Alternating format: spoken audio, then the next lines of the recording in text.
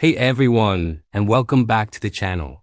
Today, we're diving deep into a single, incredibly powerful verse from the book of Proverbs, a verse that offers a blueprint for resilience, personal growth, and lasting faith, especially when life seems determined to knock us down. We're talking about Proverbs 24-16, which says, "For though the righteous fall 7 times, they rise again. But the wicked stumble when calamity strikes." Now, this isn't just an ancient saying. It's a profound psychological and spiritual insight that is just as relevant in our chaotic modern world as it was thousands of years ago. It's the ultimate message of hope and perseverance, and understanding its deeper meaning can radically transform how you handle failure, setbacks, and those inevitable times when you feel like you've completely messed up. Stick around, because by the end of this video, we're going to break down exactly what those 7 times mean, why falling isn't the problem, and how you can cultivate the righteous resilience needed to ensure you always get back up. So let's start with the phrase that often catches people's attention. The righteous fall 7 times. When you hear that, what pops into your head? Maybe you think about physical stumbles or maybe serious moral failures. The key here is the number 7. In biblical context, 7 often represents completeness or perfection. It doesn't literally mean you get exactly 7 chances and then you're out.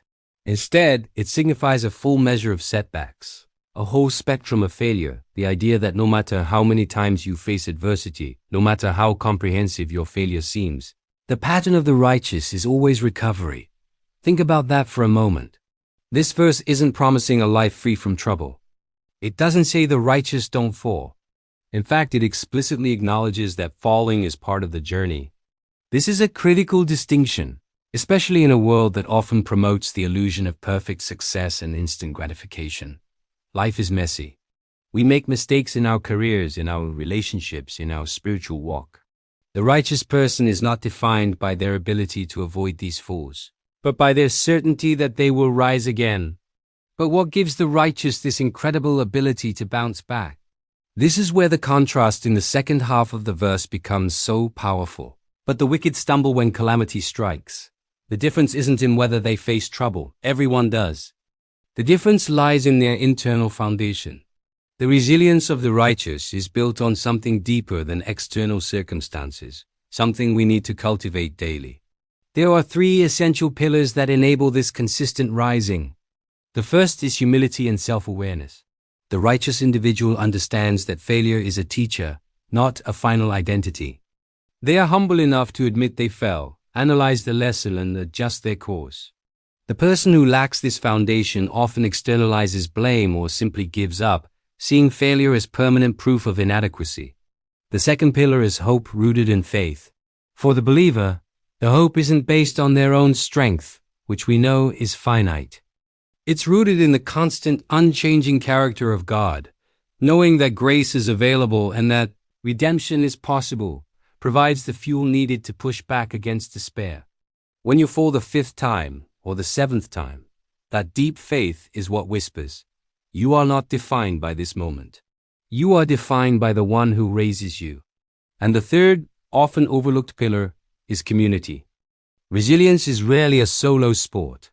The righteous draw strength from their community, from accountability partners, friends, and family who remind them of their inherent worth and help dust them off. The wicked, often isolated by their choices or pride, lack that safety net and therefore stumble more severely when calamity hits, sometimes never recovering. So how can you apply this proverb practically today? Stop aiming for a life without falling. That's impossible and leads only to frustration. Instead, aim for a life defined by rising.